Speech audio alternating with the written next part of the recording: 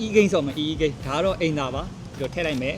ဒီထွက်မှာ အန်စာတုံးနဲ့ရှုံးတဲ့သူကထွက်လာမှာနော်ရှင်းတဲ့အန်စာတုံးရှင်းတဲ့အန်စာ ရှင်ခုံးတာဟဲ့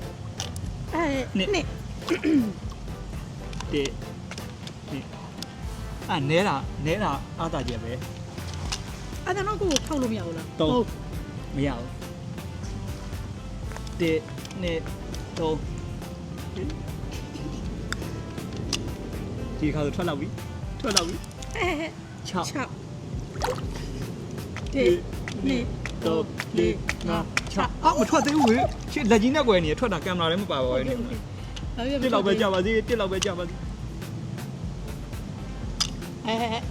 ဓာတ်တွေတောင်တုံပြီနှစ်ဒီရလေးမြုပ်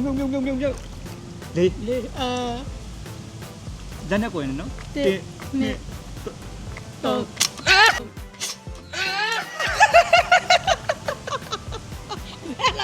ကျင်းရှုံးသွားပြီနော်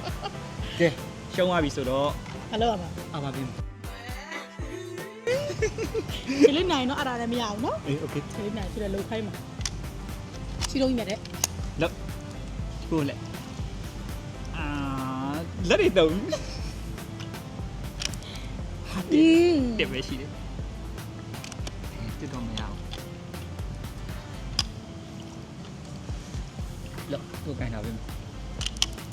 နှစ်အလဲရောက်လာပြီမီး